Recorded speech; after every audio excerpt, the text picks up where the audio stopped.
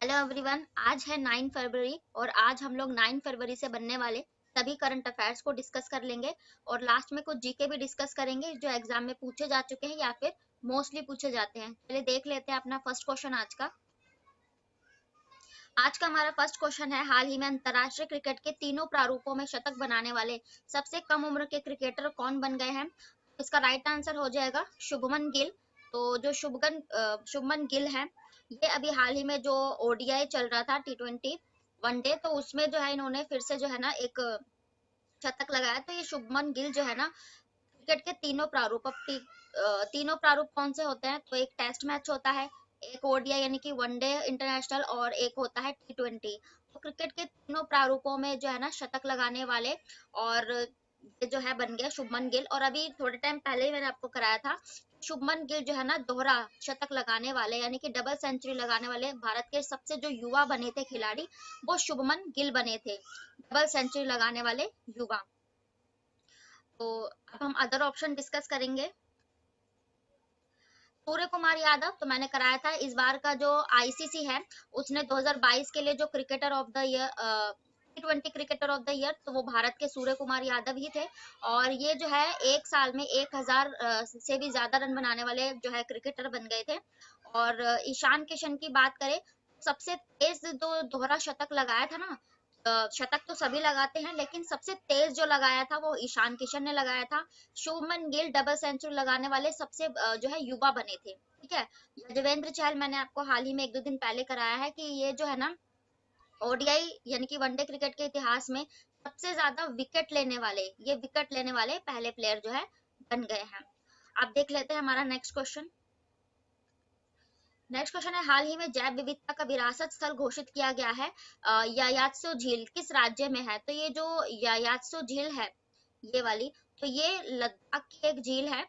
ठीक है। और अभी जिसको बायोडायवर्सिटी क्षेत्र घोषित कर दिया गया है। अब बायोडायवर्सिटी यानी कि जैव विविधता से आप क्या समझते हैं? यानी कि एक ही जीव की जो है ना बहुत ही ज्यादा प्रजातियां पाई जाती है। मतलब जीव तो एक ही होता है लेकिन उसके अलग अलग प्रकार होते हैं। जैसे कि कोई फूल हो गया, जैसे गुलाब का है तो गुलाब में भी आपने उसको येलो कैटेगरी देखी होगी, ब्लैक रोज, व्हाइट रोज, ये सब सुना होगा। तो ऐसे ही कुछ जीव होते हैं। जैसे कोई पक्षी है, उसके रंग में, उसकी जो है थोड़ा सा बॉडी में कुछ भी जो चीजों में फर्क हो सकता है लेकिन वो होता है एक ही प्राणी है। तो इसी से क्या होता है, उनकी जो प्रजातियां है ना वो खत्म नहीं होती है। और जैसे अगर एक प्रजाति बीमार पड़ी या लुप्त होने लगी, फिर वो उसकी दूसरी प्रजाति जो है रहती है, तो इससे जो है वो प्रजाति लुप्त नहीं होती। तो वही होता है जैव विविधता, यानी कि एक ही जैव में विविधता देखी जाए, बायोडायवर्सिटी। और ये जो लेक है, यायात्सो लेक, ये लद्दाख में जो है घोषित कर दी गई है। और ये जो लेक है, अगर पूछा जाए किस चीज के लिए फेमस है, तो ये जो ब्लैक काले गर्दन वाले जो है सारस, आपने सुना होगा काले गर्दन वाले सारस के लिए, और एक जो है ब्राह्मणी बतख के लिए। ब्राह्मणी बतख दो चीजों के लिए बहुत फेमस है। और आपको पता है लद्दाख ने अभी जो अपना राष्ट्रीय पक्षी घोषित किया था, ये ब्लैक सारस यानी कि काली गर्दन वाला सारस घोषित किया था। तो ये इस लेक में सबसे ज्यादा पाई जाती है जैव विविधता में। अब लद्दाख की बात आई है, लद्दाख की राजधानी हो जाएगी लेह। और मनोज जो सिन्हा है, ये मनोज सिन्हा नहीं, ये तो जम्मू कश्मीर के हैं। आर के माथुर यहाँ के जो है राज्यपाल हो जाएंगे, क्योंकि जम्मू कश्मीर जो है केंद्र शासित प्रदेश है। और इसके हाल ही के कुछ करंट अफेयर डिस्कस करें, तो पहला जो नाइट सेंचुरी पार्क भारत का सबसे पहला, ये कहाँ लगाया गया था? ये लद्दाख में ही लगाया गया था। ठीक है। तो ये इसके हाल ही के कुछ करंट अफेयर्स थे। अदर ऑप्शंस भी हम झीलों से रिलेट करके पढ़ेंगे। ओडिशा की आपको सबसे फेमस झील पता होगी, चिल्का झील, जो खारे पानी की झील है। और ये हमारे जो 40 विश्व विरासत स्थल है उसमें ये शामिल है। ओडिशा की राजधानी हो जाएगी भुवनेश्वर। नवीन पटनायक यहाँ के मुख्यमंत्री है। हिमाचल प्रदेश की बात करें, तो हिमाचल प्रदेश में आपने ये जो जितने भी सूरज ताल और चंद्रताल, ये दो झीलें जो है, सूरज ताल, चंद्रताल, ये सिर्फ हिमाचल प्रदेश में है। बाकी जो भी जितने ताल है, जैसे कि नैनीताल और ये जो राक्षस ताल, ये सब जो जितने भी ताल है वो उत्तराखंड में होते हैं। लेकिन मैंने आपको बताया सिर्फ सूरज ताल और चंद्र ताल, इससे आप ये रिलेट कर सकते हैं सूरज मामा और मामा जो है ये दोनों बस हिमाचल प्रदेश में पाए जाते हैं।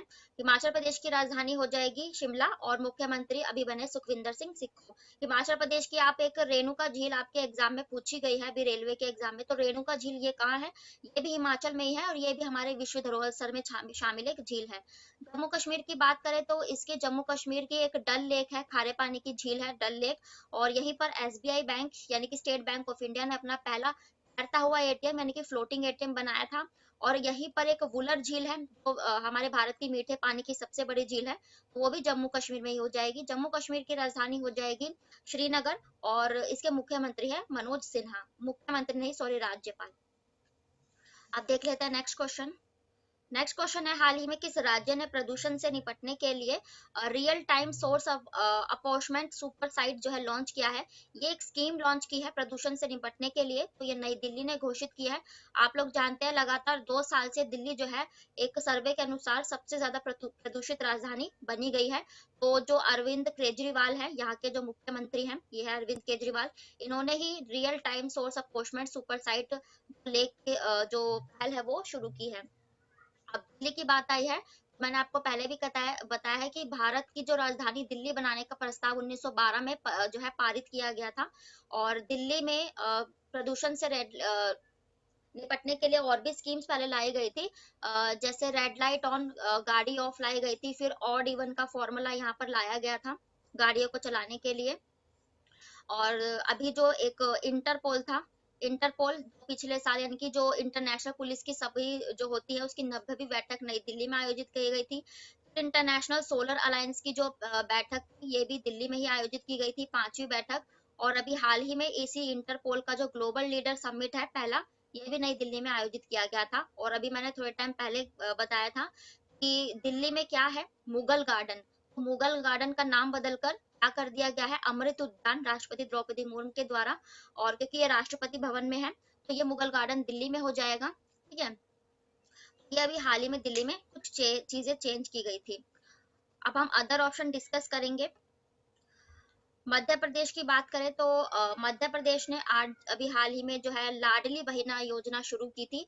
और मध्य प्रदेश का जो इंदौर शहर है, मैंने आपको कराया था, तो ये मध्य प्रदेश का इंदौर शहर लगातार 6वीं बार सबसे स्वच्छ शहर की श्रेणी में आया है, जिसके चलते मध्य प्रदेश को भी स्वच्छ राज्य का अवार्ड दिया गया था। मध्य प्रदेश जिसकी राजधानी भोपाल और शिवराज सिंह चौहान यहाँ के मुख्यमंत्री। और फिर ओडिशा की बात करें तो अभी ओडिशा ने भी एक जागा मिशन योजना शुरू की थी, यानी कि झुग्गी झोपड़ी में जो रहने वाले जितने भी व्यक्ति हैं उनको घर प्रोवाइड करने की योजना थी। ठीक है, तो ये उड़ीसा ने जागा मिशन योजना शुरू की थी जिसे यूनाइटेड नेशंस हैबिटेट अवार्ड से सम्मानित किया गया। हिमाचल प्रदेश की बात करें तो हिमाचल प्रदेश ने अभी मैंने कराया था कि 2025 तक लक्ष्य रखा है जो है सबसे भारत का सबसे हरित राज्य बनने का। ठीक है, अब देख लेते हैं नेक्स्ट क्वेश्चन।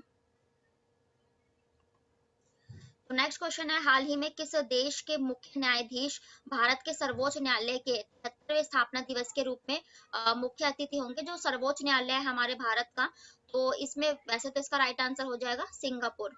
सिंगापुर के जो राष्ट्रपति है यहाँ पर सम्मानित है। पहले कभी इसने जो है हमारे जो सुप्रीम कोर्ट है, उच्च सर्वोच्च न्यायालय, उच्चतम न्यायालय, इसने अपना फाउंडेशन डे नहीं मनाया है, लेकिन इस बार जो है मनाया है।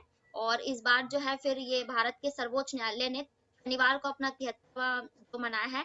और इसके चलते सिंगापुर के मुख्य न्यायाधीश कौन आएंगे? सुंदरेश मेनन, ये जो है मुख्य अतिथि के रूप में यहाँ पर पहुंचे थे।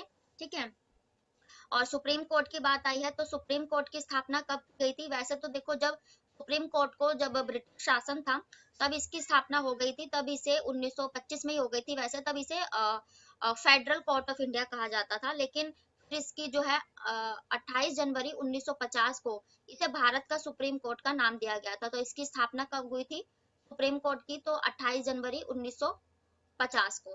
ठीक है, हमारे संविधान लागू होने के 2 दिन बाद। और अभी वर्तमान में इसके जो मुख्य न्यायाधीश कौन है? तो ये DY चंद्रचूड़ है। DY यानी कि धनंजय यशवंत चंद्रचूड़, ये इसके मुख्य न्यायाधीश हो जाएंगे।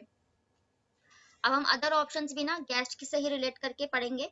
तो अभी ऑस्ट्रेलिया, ऑस्ट्रेलिया अभी इसलिए चर्चा में था, मैंने आपको कल ही कराया था कि जो क्वीन एलिजाबेथ थी, ये ऑस्ट्रेलिया की करेंसी पर इनकी जो है तस्वीर थी, तो अभी ऑस्ट्रेलिया की करेंसी ने अपनी तस्वीर जो है ये इनकी एलिजाबेथ द्वितीय की हटा दी है। ऑस्ट्रेलिया की राजधानी कैनबरा और मुख्यमंत्री प्रधानमंत्री है यहाँ के एंथनी एल्बनीज। सिंगापुर सिंगापुर की जो सिंगापुर हम डिस्कस कर लेते हैं। तो पहले सिंगापुर की जो राजधानी है ये क्या हो जाएगी, सिंगापुर सिटी हो जाएगी, ठीक है। और गाना की बात करें तो दक्षिण अमेरिका का एक देश है।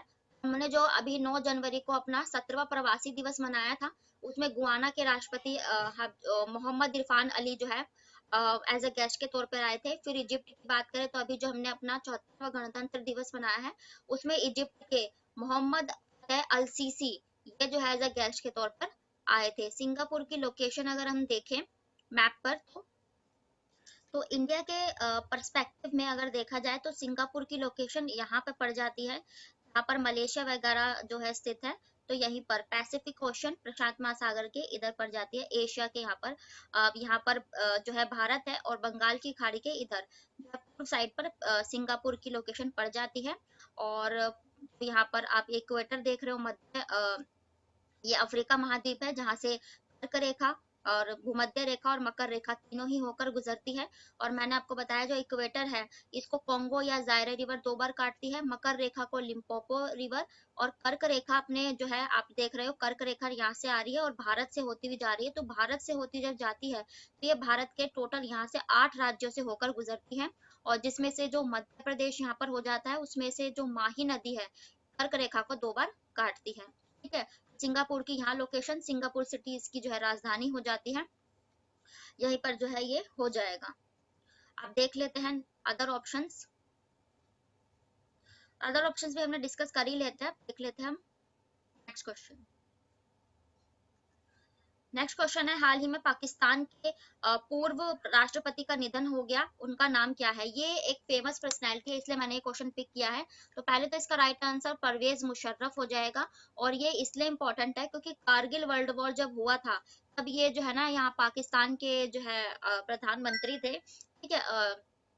और ये जो है कारगिल और कमिंग क्लोजेस्ट रिजॉल्विंग कश्मीर, तो कारगिल वर्ल्ड वॉर आपको पता है कब मनाते हैं हम कारगिल डे, तो 26 जुलाई 1999 में कारगिल वर्ल्ड वॉर हुआ था। उस समय जो है नेतृत्व किया था इन्होंने पाकिस्तान का, इसीलिए ये इम्पोर्टेंट पर्सनैलिटी है और एग्जाम में पूछ ली जाती है, ठीक है। तो कारगिल वर्ल्ड वॉर भी मैंने आपको बता दिया। अब अदर ऑप्शंस भी हम जो है रिलेट करके पढ़ेंगे निधन से रिलेटेड कुछ फेमस पर्सनालिटी। तो शांति कुमार मैंने अभी कराया, जो भारत के हमारे मोरारजी देसाई थे, उनका कार्यकाल कब तक था, तो ये 1977 से 1979 यानी कि 79 तक था। तो शांति कुमार मोरारजी देसाई जो हमारे प्रधानमंत्री थे, उनके कार्यकाल में ये कानून मंत्री यानी कि जो लॉ मिनिस्टर थे वो शांति कुमार, हाल ही में उनका निधन हुआ। मुलायम सिंह यादव ये उत्तर प्रदेश के जो है मुख्यमंत्री रह चुके हैं, ये भी फेमस पर्सनालिटी क्योंकि अभी हाल ही में इनको जो है ना पद्म विभूषण अवार्ड से सम्मानित किया गया है, ठीक है। मैंने आपको कराया था 6 लोगों को पद्म विभूषण 26 जनवरी के अवसर पर, और 9 लोगों को पद्म भूषण, और 91 यानी कि 91 लोगों को पद्मश्री से सम्मानित किया गया, जिसमें से पद्म विभूषण 6 लोगों में मुलायम सिंह को दिया गया था मरणोपरांत। पेले बहुत ही फेमस पर्सनालिटी है, ब्राजील के एक फुटबॉल प्लेयर है ये, और इसलिए फेमस पर्सनालिटी है, फुटबॉल खेलते थे ये पेले, तो इनका भी हाल ही में निधन हुआ था। अब नेक्स्ट क्वेश्चन है, हाल ही में 36वां सूरज कुंड अंतरराष्ट्रीय शिल्प मेला कहाँ आयोजित किया जाएगा। ये जो अंतरराष्ट्रीय शिल्प मेला है आप लोग जानते हैं, सूरज कुंड एक बहुत ही फेमस शिल्प जो कला का फेमस है, तो हरियाणा के फरीदाबाद में इसको जो है आयोजित किया गया है, ठीक है। और इसका जो एडिशन था वो 36वां था। क्राफ्ट मेला होता है जो फरीदाबाद हरियाणा में लगाया गया था, सूरज कुंड मेला, और 3 से 19 फरवरी तक ये चलेगा। तो इसमें जितने भी हमारे राज्य है उनकी जितनी भी हस्तशिलाएं जितनी भी शिल्पकारी से रिलेटेड जितनी भी चीजें होती हैं वो यहाँ पर प्रदर्शनी लगाई जाती हैं, ठीक है। और हरियाणा की बात आई है तो हरियाणा से कुछ डिस्कशन करें तो हरियाणा की राजधानी हो जाएगी चंडीगढ़, जो एक केंद्र शासित प्रदेश भी है। चंडीगढ़ के मुख्यमंत्री है मनोहर लाल खट्टर, और हरियाणा में ही मैंने आपको कराया था पूरी दुनिया का सबसे बड़ा सफारी पार्क हरियाणा के जो है गुरुग्राम में लगाया गया था। हरियाणा की एक कुसुम योजना आप रिलेट कर सकते हो, ये किसके लिए थी, किसान ऊर्जा संरक्षण और उत्पादन रिलेटेड जो है ये योजना थी। फिर उसके बाद पब्लिक अफेयर्स में सबसे जो सर्वश्रेष्ठ राज्य था वो हरियाणा था, क्योंकि इसने जो है पब्लिक अफेयर्स मतलब अपनी राजनीतिक आर्थिक जो स्तर है इसके अच्छा है। और हाल ही में एक इंडेक्स जारी किया गया था, तो सबसे ज्यादा जो बेरोजगार लोग पाए गए थे हरियाणा में ही पाई गई थी बेरोजगारी। ठीक है, ये हाल ही के जो कुछ हरियाणा के करंट अफेयर्स हुए थे। और हरियाणा के पानीपत से नरेंद्र मोदी जी ने 2G एथेनॉल पॉलिसी को लागू किया था, जिसमें से 80% पेट्रोल और जो 20% है एथेनॉल मिलाया जाएगा। तो ये जो है नरेंद्र मोदी जी ने हरियाणा के पानीपत से ही लागू की थी। अब अदर ऑप्शन डिस्कस करेंगे हम फेस्टिवल से ही रिलेटेड। तो अभी मध्य प्रदेश में मैंने आपको बताया कि पहली बार एक तैरता फेस्टिवल यानी कि फ्लोटिंग फेस्टिवल भारत का पहला ये मध्य प्रदेश में मनाया गया। मध्य प्रदेश की राजधानी है भोपाल, शिवराज सिंह चौहान यहाँ के मुख्यमंत्री। गोवा की बात करें तो गोवा में पिछले साल दिसंबर की बात है, तो सबसे जो है पर्पल फेस्टिवल मनाया गया था, पहली बार मनाया गया। पर्पल फेस्टिवल जो विकलांग जितने भी दिव्यांग लोग होते हैं उनके लिए मनाया गया था, उनके प्रति जागरूकता के लिए। और गोवा की राजधानी है पणजी, मुख्यमंत्री है इसके प्रमोद कुमार। वेस्ट बंगाल की बात करें, मैंने आपको कराया था कि एक कुंभ मेला होता है, उसके बाद भारत का जो सबसे जो बड़ा दूसरा मेला होता है ये गंगा सागर मेला होता है। तो अभी हाल ही में पश्चिम बंगाल में आयोजित किया गया था गंगा सागर मेला। और पश्चिम बंगाल की राजधानी कोलकाता, मुख्यमंत्री है इसकी ममता बनर्जी। अब नेक्स्ट क्वेश्चन देख लेते हैं।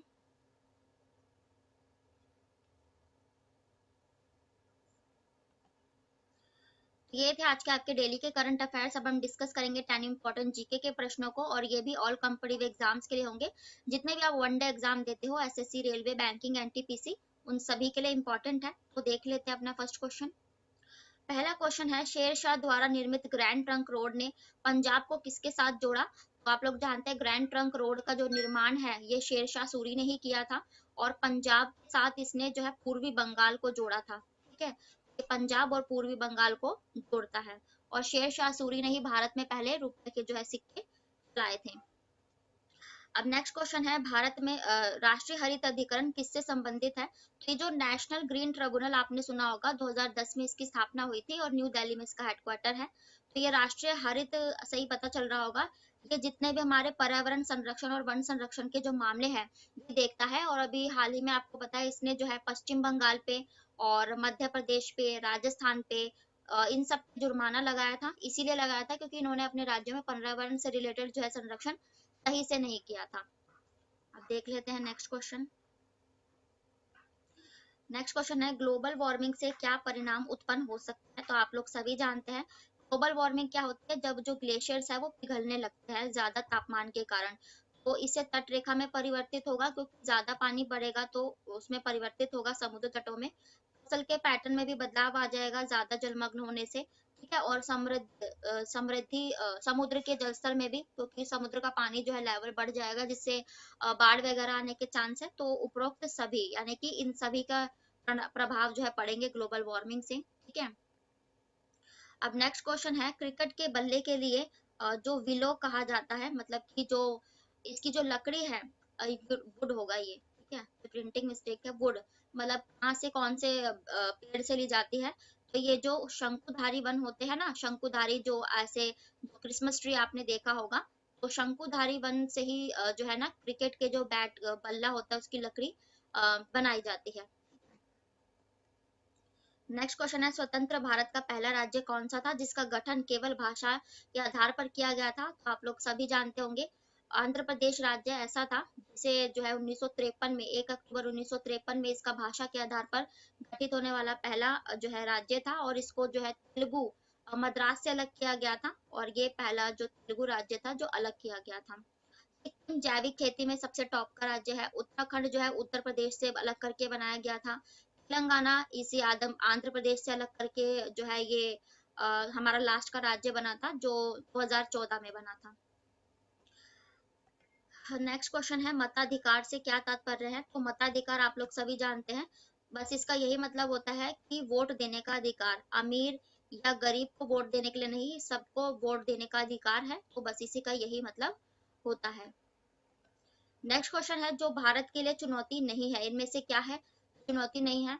तो देखो समाजवाद भारत के लिए चुनौती नहीं है, क्योंकि समाजवाद में समाज को साथ लेकर चलता है। प्रादेशिकता का भाव यानी कि बस अपने प्रदेश का नेतृत्व करे, वो भी सही नहीं। जातीयता तो बिल्कुल भी सही नहीं है। सांप्रदायिकता भी सही नहीं है। तो समाजवाद जैसे सरकारी स्कूल हो गए, सरकारी अस्पताल हो गए, तो ये सब समाज के लिए ही है, तो इसलिए ये भारत के लिए चुनौती नहीं है, अच्छी ही है।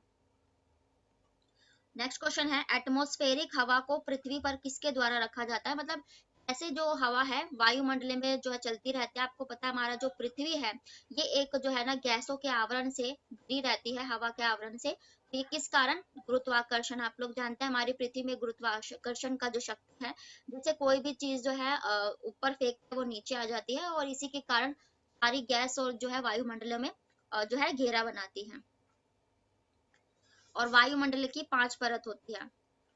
नेक्स्ट क्वेश्चन है, स्वतंत्रता के बाद विकसित किया गया पहला बंदरगाह कौन सा था? तो स्वतंत्रता के बाद जो पहला बंदरगाह विकसित किया गया वो कांडला बंदरगाह था, ठीक है, और ये गुजरात में है। यही था। अब देख लेते हैं नेक्स्ट क्वेश्चन। नेक्स्ट क्वेश्चन है, निम्नलिखित में से किसमें टार्ट्रिक एसिड नहीं पाया जाता? तो मैंने कई बार करा है कि जो टार्ट्रिक एसिड है या टार्ट्रिक जो अम्ल है, ये खट्टी चीजों में पाया जाता है। सबसे ज्यादा जो इसकी मात्रा पाई जाती है वो इमली में पाई जाती है, लेकिन इसे पूछा है नहीं पाया जाता, तो गाजर में नहीं पाया जाता। जितने भी खट्टे पदार्थ होंगे जैसे इमली, टमाटर, अंगूर, इन सब में खट्टे पदार्थों में टार्ट्रिक अम्ल जो है पाया जाता है। दही में लैक्टिक अम्ल पाया जाता है। तो जो इमली है सबसे ज्यादा टार्ट्रिक अम्ल वैसे इसमें पाया जाता है। तो ये थे आज के आपके डेली के करंट अफेयर्स और स्टैटिक जीके के प्रश्न। जितने भी अदर फैक्ट बन सकते हैं जीके सभी को कवर किया है मैंने। तो वीडियो पसंद आए तो प्लीज लाइक करें, चैनल को सब्सक्राइब करें ताकि नोटिफिकेशन आप तक पहुंच सके और दूर दराज के लोगों तक ये वीडियो पहुंच सके। Thank you very much. फिर मिलते हैं ऐसे ही नेक्स्ट वीडियो के साथ, तब तक के लिए बाय। राधे राधे।